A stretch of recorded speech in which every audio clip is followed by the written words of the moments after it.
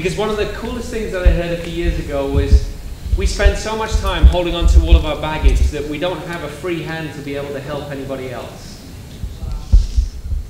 20%, that's 20% of consumers, 20% of employees, 20% of shareholders are saying they don't believe companies are doing the right thing. They believe that the focus for companies is perhaps in the wrong area. If you work for a company, manage a company, own a company, have shares in a company, invest in companies, then I want to talk to you.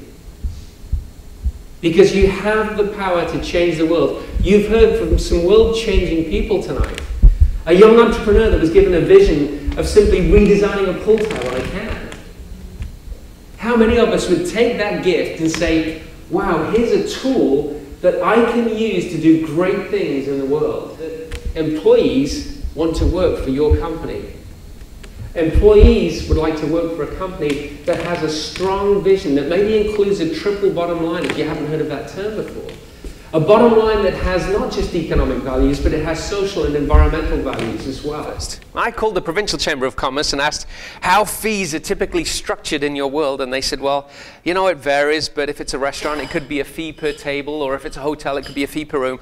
So I redrew the membership fees up, and we went from $30 a year to one of our members having to pay $1,200 a year.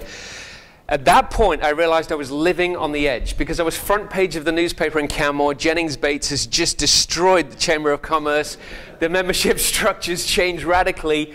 And in actual fact, what happened is I had, and I'm now on the record as having the biggest ever attendance at the Chamber of Commerce AGM. It was absolutely fantastic. Living on the edge actually is something that a lot of people think I do. It's something that I try not to do. My wife would always like me to return from these adventures.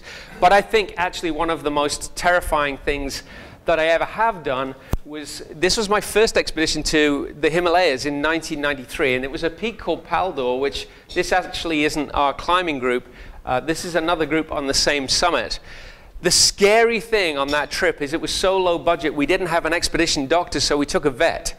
So if any time you went to the vet and said, you know, I think I need to talk to you, I've got something wrong with me, if the thermometer came out, there was miraculous healing in the room anytime we had a problem. And so that, again, was probably one of the most scary things that I've ever had to do. Years ago, 47 years old, I had to go and find myself a fitness coach. And I had to find somebody who could believe in me enough and tell me, sure, you know, they would say, what kind of shape are you in? And they'd look at me and they said, well, you're pretty tubby, you're round. And I said, well, round is a shape. You know, what's wrong with that? And so, you know, but they did believe in me enough to know that they could teach me, they could take me from a particular point to another point and let me know in my head that it's possible. If I keep working, if I apply myself to this problem, I can learn to believe in myself enough. So my tip for you, first of all, is that you should always go out of your way to surround yourself with people who believe in you. Driving. He is a brilliant driver. The obstacle is to really flirt with the edge. It's to make the car dance on the road. It's to go from one ditch on one side to the other ditch on the other side, usually at somewhere around 220 kilometers an hour with trees trying to take your wing mirrors off. It's a fascinating sport. It's a sport that you can't do on your own.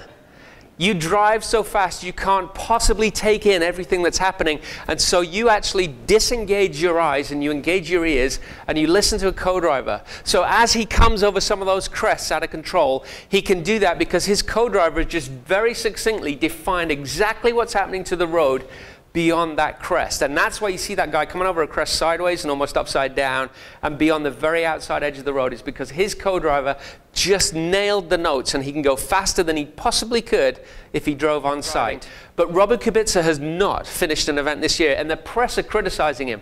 They're saying, man, you need to slow down.